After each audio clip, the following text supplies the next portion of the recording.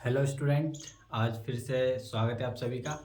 आज हमने देखने वाले हैं क्या, 10th क्लास के क्वेश्चन। ठीक है, 10th क्लास का ही इतिहास का, हिस्ट्री का है, हिस्ट्री और फर्स्ट अध्याय का। ठीक है, फर्स्ट अध्याय के कुछ 5 महत्वपूर्ण प्रश्न लिए हैं जो कि बोर्ड पर यहाँ पर लिखे हुए हैं।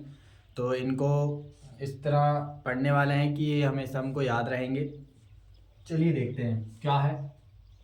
तो सबसे पहले हमारा जो प्रश्न है, जॉल्वेराइन शुल्क संघ।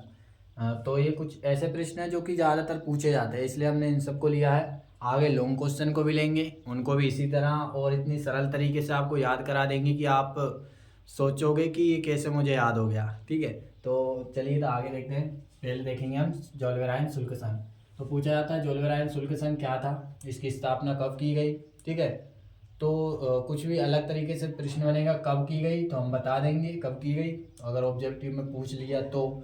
अगर पूछा 2 नंबर में, ठीक है, तो हम क्या कहेंगे, ये लिखेंगे। ठीक है, जॉल्वेराइन शुल्क संघ की स्थापना। ठीक है, क्या कहेंगे, जॉल्वेराइन शुल्क संघ की स्थापना प्रुसिया के अनुरोध पर 1834 में की गई। क्या कहेंगे, जॉल्वेराइन शुल्क संघ की स्थापना प्रुसिया के अनुरोध पर 1834 में की गई, जिसमें जिसमें लगभग सभी, ये देखो, सभी जर्मनी राज्य मिले। मतलब प्लस करना मतलब क्या होता है, जोड़ना।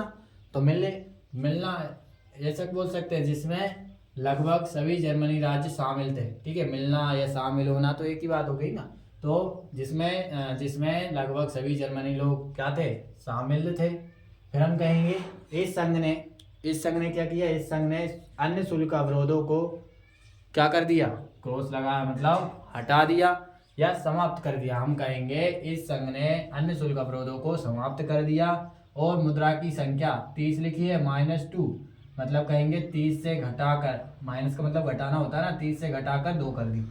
हो गया। सुनो, जॉल्वेराइन शुल्क संघ की स्थापना प्रुसिया के अनुरोध पर 1834 में की गई, जिसमें लगभग सभी जर्मनी राज्य शामिल थे। ठीक है, इस संघ ने अन्य शुल्क अवरोधों को समाप्त कर दिया और मुद्रा की संख्या घटाकर 30 - 2 मतलब 30 से घटाकर 2 कर दी। याद रहेगा।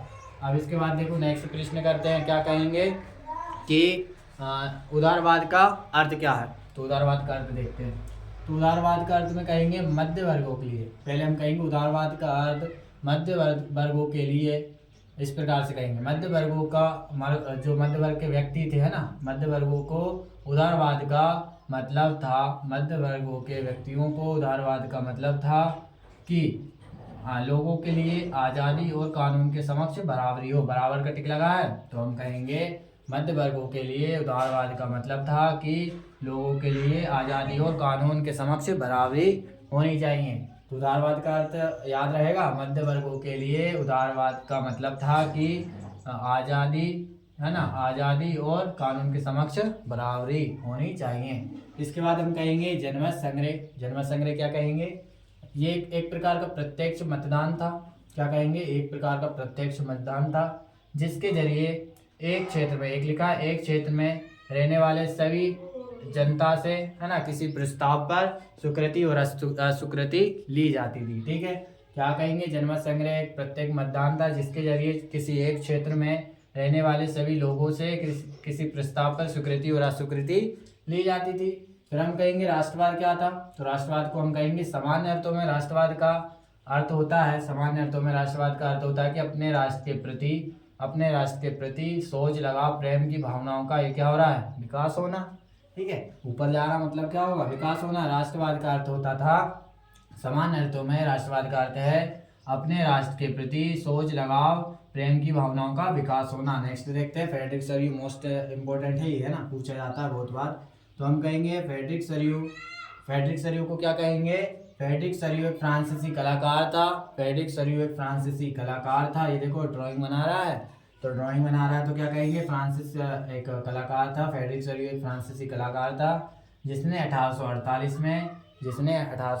में 1 2 3 4 चित्रों की क्या बना दी, एक श्रृंखला बना दी।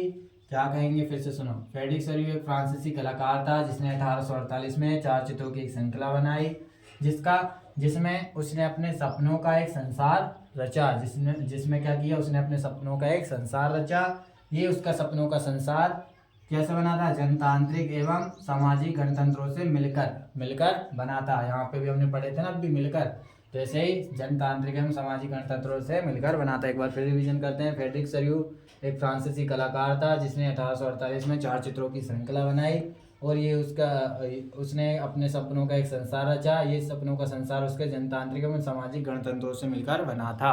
हो गया याद, 5 क्वेश्चन थे, ये हो चुके कंप्लीट। अब नेक्स्ट वीडियो में हम लेके आएंगे लॉन्ग क्वेश्चन, ठीक है, उनको भी इसी प्रकार हम रिलेट करके पढ़ेंगे। बहुत मज़ा आने वाला है और बहुत जल्दी याद हो जाएंगे ऐसे में, ठीक है। तो मिलते हैं नेक्स्ट वीडियो में।